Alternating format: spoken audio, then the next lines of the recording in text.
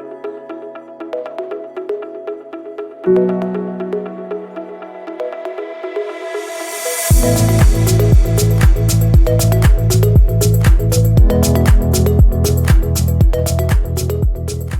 everyone. It's actually an introduction to make an introduction. Sham is joining virtually from up there. There he is. And he'll give us a presentation. We've talked a lot this morning about the threats to the livelihood of SMS and what we can do about it. And Sham is going to expand a bit on that. I'm going to give the stage to him, actually, and just move on to the side. So enjoy. Thanks, Nick.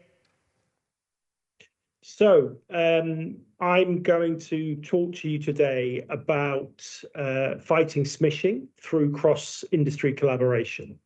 So what I want to explain is how MEF, together with key players across the industry, have had a significant impact on smishing in the financial services sector in the UK. And critically, what I want to explain is that success is not so much based on technology, but rather on cross-industry collaboration. And the point of this is to show you how powerful cross-industry collaboration can be in terms of having a significant impact on fraud. I wonder, Nick, I don't know if you've still got the mic there, but unfortunately, I can't see the audience, but I wanted to have a little bit of audience participation insofar as just a very quick survey. Could people who have received a suspicious SMS, and by suspicious, I mean spam or a scam SMS, on their enterprise device, on their work device, how many people have received one of those in the last 12 months? Could you raise your hands? Okay, I'm assuming that that's been done. And then how many people have received the same type of communication, but on their personal device? So either they've received it personally, or they know of somebody, maybe friends or family, that have received the same in the last 12 months. Can you raise your hands, please? So, Nick, I didn't actually manage to see the audience participation there, but are you able to just share? Was it roughly equal? Was there more enterprise, more personal? It felt like there was more enterprise, but it was very close. It was pretty much everyone in the room has been hit, by the way. I think every arm went up. Yeah. Okay, that doesn't surprise me. Okay, so well, that takes us on to our first slide, which talks about the rise of mobile phishing in particular. So what we're seeing is that the results of a large survey conducted by Lookout, and what we can see here is an increase both in enterprise and personal devices, an increase in the encounter rate of mobile phishing or smishing. And I think it's interesting here because what you're seeing is, I believe, the COVID effect. So you're seeing a dramatic increase that came in coincidentally, if you like, with the COVID pandemic. Next slide, please. Okay, and what we're looking at here is the proportion of survey respondents clicking on links which they then realized were malicious or fraudulent, broken down by enterprise or personal SIM. So what we're seeing at the top, if you look in the rows, what you're looking at is the percentage change over the years. So what that's telling us in the second row at the top, for example, is that the number of people who received and clicked on 0 malicious links on their enterprise device has reduced over that time period by 20%. So in other words, more people, or rather less people, are not clicking on malicious links.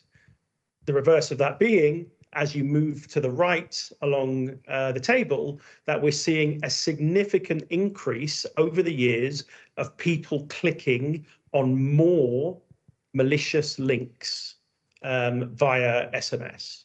And you're seeing, to a lesser extent, but you're seeing the same pattern with personal devices. Now, this, of course, is despite industry efforts to educate consumers to not click on links in SMS. So what does this tell us? Well, I think this is a quite strong indication that we're seeing an increase in the sophistication of campaigns. They're becoming more difficult to spot malicious activity. So gone are the days of the, if you like, Nigerian prince type of approach.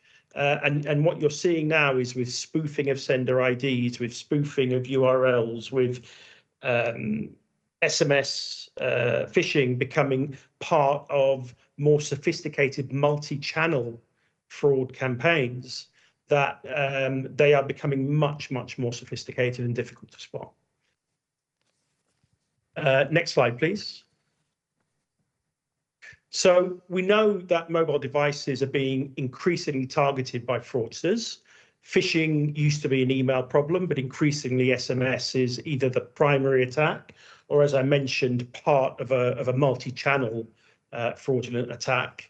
But focusing on SMS, one of the main vectors of attack is spoofing of the sender ID.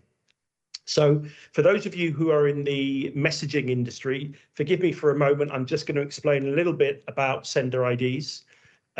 So all SMS messages received on a phone come with a sender ID, or also known as the originator or the message header.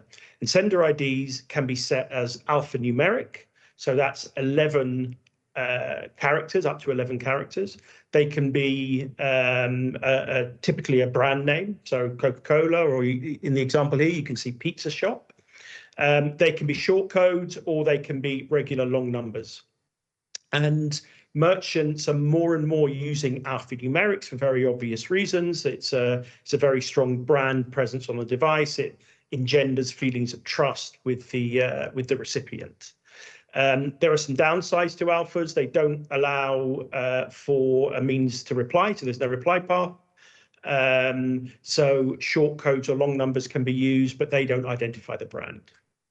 So what are we seeing? So as I said, spoofing of the sender ID is one of the main vectors of fraud, and we see two types of spoofing. There's direct spoofing, which is really a scam duplication of a sender ID. And this tends to happen where a fraudster will gain access to a messaging API, which allows them to set the sender ID. So that means that whenever they send messages through that API, the recipient will receive that message with the header or the sender ID as dictated by the fraudster. So the spoof could be a genuine brand. So let's take an example of a bank. Let's call it My Bank. And the fraudster will create a set of messages, send them out, and they will manipulate the sender ID to say My Bank. Now, of course, when the recipient receives that, because it's coming in with a sender ID, My Bank, clearly they're going to give it some credibility and some credence. Even more so, the problem is exacerbated if the consumer happens to be a customer of My Bank, because if they've already received messages, genuine messages from My Bank using the genuine sender ID My Bank, the fraudulent message will come into the same inbox thread. Again, lending even more credence to the message. The second vector of attack that we see here is impersonation. And I'll explain in a minute how we are protecting sender IDs to prevent fraudsters from using them. But in the case where a sender ID is protected, and let's use the example of My Bank again. So My Bank is protected and the fraudster can no longer send messages using the sender ID My Bank. So what do? They do what fraudsters always do. They try to find a way around it. So they start sending messages using My Bank full stop, or My space bank, or My Bank all capitals. And these are what we call variants of a genuine sender ID. And so that is the second major vector of attack, where the fraudster is finding the main genuine sender ID is blocked, and so they're using variants. Now, this type of fraud, spoofing of sender IDs, has been around since the advent of smartphones, but it was always overshadowed by email and malware, other forms of digital and technical fraud. But this began to change in the mid to late 2010s when we started to see more complaints coming from consumers. Next slide, please. So this increase in complaints and this increase in fraud via smishing led to the formation of the SMS Sender ID Protection Registry, which is a little bit of a mouthful. This is something that was started work on in 2018. And the idea was that we wanted to get a group of representatives across various industries who are affected by smishing and spoofing of sender IDs. So we had the mobile network operators represented by one of their trade bodies. We had UK Finance representing banks. We had ourselves. We had the NCSC, which is sits under GCHQ in the UK, which I guess is for those of you who are not British, is the UK's version of the American NSA. And of course, we had CPaaS players and the aggregators in the room. And the goal there was to, as I said, to fight smishing, to reduce the impact of smishing and spoofing of SMS through collaboration.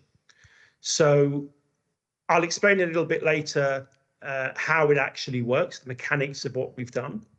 But in essence, we created an agreement between merchants, mobile network operators, the CPaaS and connectivity providers, government, police, to create a list of protected sender IDs that as a group, we would ensure was closely monitored to block any unauthorized traffic. Excuse me. At the same time, we created a list of denied sender IDs. Those are the spoofing IDs that I was mentioning before. So the My Space Bank or the My Bank full stop. We created a list of those denied sender IDs to try and block both sides of the fraud. So essentially, we started with a proof of concept, started in October 2018 with just 10 merchants. We launched the registry and started to monitor the results. And actually, the results that we saw were really quite compelling, which took us through to moving to an industry solution in January of 2022. Next slide, please. Thank you. So the registry is working, okay? And don't worry, I'm not going to read through this verbatim, but this is just some examples of anecdotal feedback that we've had from registry participants. So effectively merchants and some aggregators. So I don't know, it's quite small. I don't know if you can read it, but for example, from one merchant was telling us they've seen a 70% drop in fraud, giving a saving, an annualized saving of £1.5 million. We've seen another merchant where smishing losses were down from £2 million per calendar month to 700,000. We've seen losses significantly reduced following onboarding and so on. There's many examples here, but what we're seeing pretty much across the board is that there is a significant reduction in SMS spoofing and smishing once people join the registry. However, it's very important to say that, again, this is not a technical solution as such. This requires close cooperation and collaboration between ourselves, between mobile network operators, between the merchant and between the aggregator. So the merchant really does have to commit time to work with us on this. But when they do, when all parties work together, and I'll explain how they work together in a moment, but when they all work together, it really is effective. Next slide, please. So just one other point that I wanted to make. We're often told by people that when fraud occurs, if you are not the person that is on the hook financially for the cost of that fraud, then there can be resistance in getting involved in trying to prevent it. Okay, and I just wanted to make one thing clear that we see in this particular type of fraud. So when we're speaking to merchants, clearly there are fraud losses, and when they take part in the registry and when we can start protecting their sender IDs, the goal is, of course, you will see less fraud and hence less financial loss. However, we did come across one or two merchants who are, saying, look, we know there's fraud, but it's not us. It's not our fault if a fraudster is impersonating us and using various different channels to defraud consumers. There's not much that we can do about it. What I always say to them is they have to understand that, yes, maybe directly financially, they are not in the first line. However, if you look at secondary costs, they can also be very significant. So look at customer care costs. Imagine a merchant whose consumers are being smished. Let's say it's a courier company, for example, who are saying, well, look, this is not us. It's nothing to do with us. I'm not covering the cost of this fraud. This needs to be sorted out by somebody else. We will help you, but this is not our issue. Actually, I have a different view, because if you look at the cost of customer care, imagine the calls that come into the call centers of that particular courier, for example. How much do those calls cost? I was in a conversation with somebody the other day who was telling me that call cost, outbound calls from the call center are costing between $15 and $30 per call. Imagine the complexity of this type of call coming into the call centers. Start thinking about the cost of manning those. And then, of course, you've got brand reputation, which can be significantly damaged. So actually, I think that by protecting these sender IDs, by protecting as many brands as possible, we are helping not just the industry, not just the consumer, but also the merchant themselves.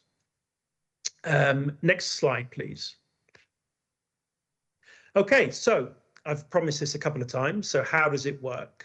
So this is a very basic high-level diagram, which explains some of the mechanics of the registry. So as I mentioned a couple of times, this is not necessarily a technical solution. It's more about people working together. So we start on the left-hand side with the merchants. So typically you have banks, government agencies. That does look, as I'm looking at it now, it looks a little bit like an ambulance, but actually it's supposed to be a logistics company. But you see those typical types of merchants. You then have on the right-hand side, the tier one aggregators. And just to be clear, when we're talking about tier one aggregators, what we are talking about here is aggregators with direct connectivity to the mobile network operators. You then have ourselves, the SMS Sender ID Protection Registry. You have the mobile network operators, of course, and the consumers. Now, sitting behind the tier one aggregators here is what we call the aggregator message chain. What this means is that the merchant, let's say it's my bank, to use that example again, the merchant may be sending their SMS messages with their own preferred aggregator, CPaaS provider, digital marketing agency, what have you. Now, that entity will then be providing perhaps connectivity into another tier 2 or tier 3 aggregator, moving up the chain until it eventually arrives with a tier 1 aggregator who then terminates the message via the mobile network operator. Now, so what you have here is a complex web, because nobody really knows who is in that aggregator message chain. So how does this work? The merchant selects, when they've signed up to the registry, the merchant selects the sender IDs they want to protect, and also at the same time selects as many variants of the sender ID as possible to avoid impersonation. The registry team stores those sender IDs in our databases and makes them available to aggregators and mobile network operators, and to the tier one aggregators and the mobile network operators. And what this allows us to do is then all parties can really place a lot of focus on the reports of traffic on the protected and denied sender IDs to look for anomalies which can indicate fraud. And this, in essence, is how the registry works. So examples of scenarios that require investigation. So obviously reporting of new cases of smishing.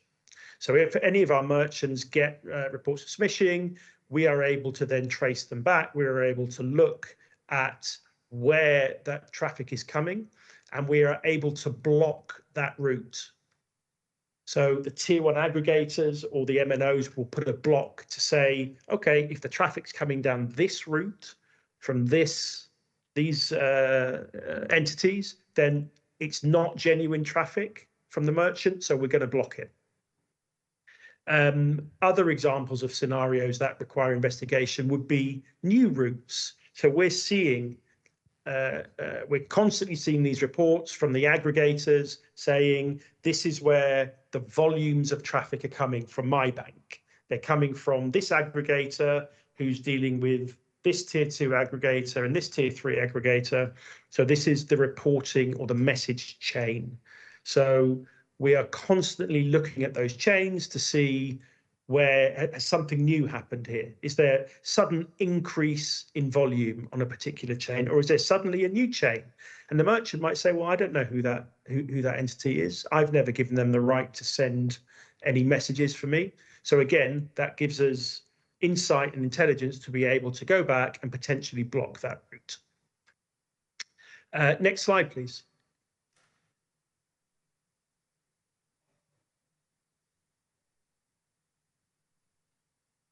Thank you. So this dashboard, in essence, is what runs the registry. We provide access to the aggregators, to the merchants, and our own teams use this. I'm not going to go into any great detail here, but essentially, this is where suspicious activity can be flagged. And it can be flagged, it can be requested to be blocked, and it can be cleared. You can also add your sender IDs here and your protected and denied lists. Okay, next slide, please. So that was a whistle-stop tour through the registry. I haven't gone into a great amount of detail because, in essence, what I'm trying to get across here is not the mechanics of how it works so much as why it works. And why it works is because of collaboration. So what I wanted to show you here is a case study from a financial services company that we are working with in both Ireland and the UK. And I'm sharing this now because this is the latest information that we have from them, and is quite indicative of the success that we see across the board when we have an engaged merchant. And I have to emphasize that the merchants have to be engaged and working with us. But what you're seeing is this well-known financial services provider joined the registry in January 2023. And what you can see here, quarter by quarter, is a significant reduction in smishing to the point where it's almost eliminated. And I'm sorry, let me clarify. What you're looking at is reported smishing complaints. So what we're seeing is a significant reduction quarter on quarter as we start to block the suspicious routes and hence are blocking the smishing. Next slide, please. So just to make the point of how important it is to keep on top of this all the time. Early 2024, this is the same merchant, saw a renewal of attacks using new methods. So if we start looking on the right-hand side with the UK, you can see suddenly in January, we went from close to zero in Q4 of 2023. Suddenly we see a spike in January. What happened is those impersonating sender IDs that we were talking about before. So they started to use the merchants, they started to use the merchants' legitimate sender IDs through different routes. So somehow the fraudsters managed to find their way into that web that we were talking about before and started terminating messages using the legitimate sender ID. Once this was spotted, we immediately were able to start shutting that down, and you see that happening in February and March. But I think what's interesting here is to look at what happened in the same time period in the same merchant in Ireland. So what you saw is that up pops the fraud in January, we shut it down, and then it's like whack-a-mole. Suddenly it pops up again, but now in a different market. So again, we had to go back in.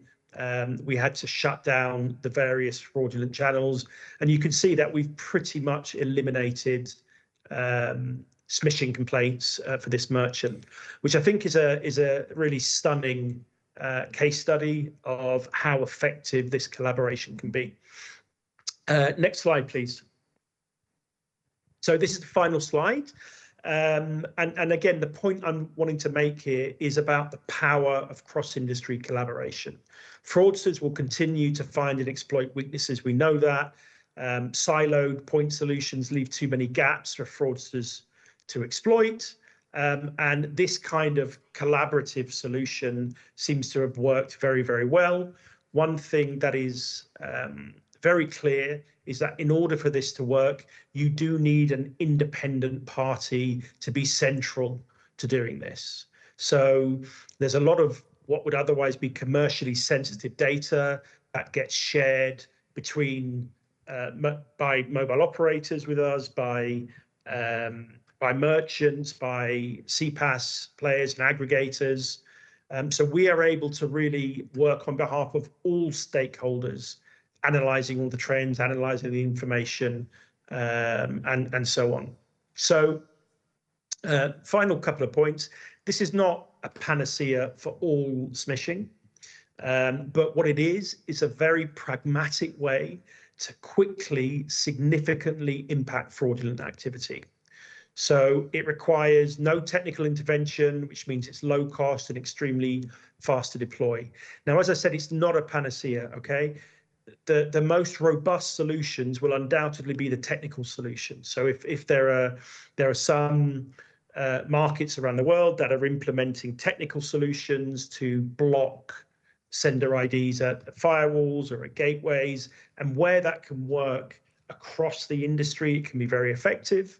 However, it can also be a case of using a sledgehammer to crack a nut, particularly because we know of the 80-20 rule. So when you put in a technical solution, you, to all intents and purposes, are enforcing absolutely every merchant from enterprise level down to the small mom and pop shop to register a sender ID. Now, what we know is that 80 or more % of the fraud is happening with a very small amount of highly targeted merchants. So this kind of solution addresses that in a very fast and cost-effective way. And I just wanted to share this with you today to show you what we can achieve when we collaborate. Thank you very much, Sham. We appreciate the presentation.